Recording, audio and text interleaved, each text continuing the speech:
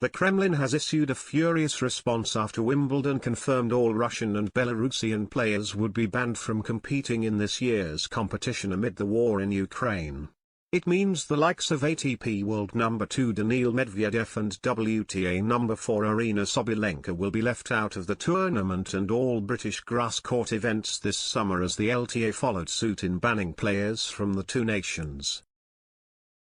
The Kremlin has claimed that Russian tennis players are being held hostage from competing at the All England Club this summer after Wimbledon issued a strong statement banning all athletes from the nation in its condemnation of the invasion of Ukraine. Once again they simply turn athletes into hostages to political prejudice, political intrigues, Kremlin spokesman Dmitry Peskov said of the announcement.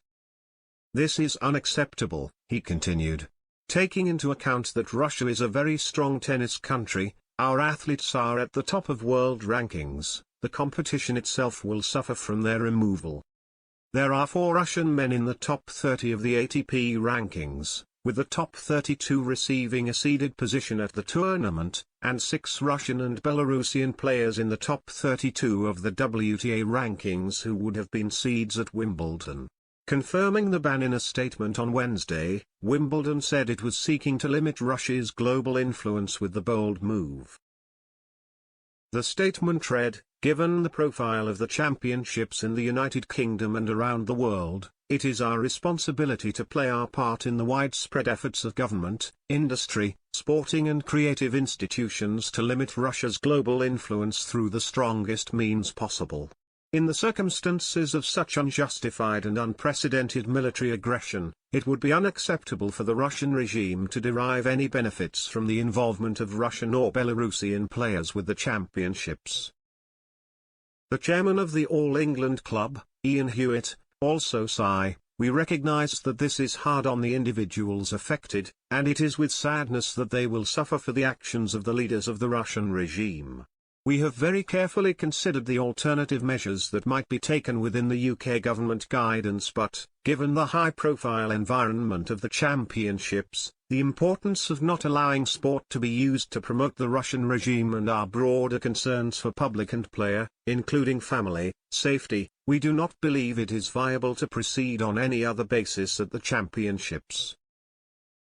The LTA showed solidarity with Wimbledon's decision by banning Russian and Belarusian athletes from their own British grass court events, including Queen's, Eastbourne, and Nottingham.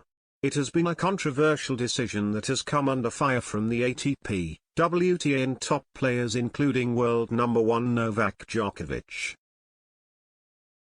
Speaking on the decision after his match at the Serbia Open, he said, "I will always be the first one to condemn the war. As a child of war, I know what kind of emotional trauma war leaves. Us in Serbia, we know what was happening here in 1999. Ordinary people always suffer, we've had lots of wars in the Balkans. That being said, I cannot support the Wimbledon decision. It's not the athlete's fault. When politics interfere with sport, it usually doesn't turn out well."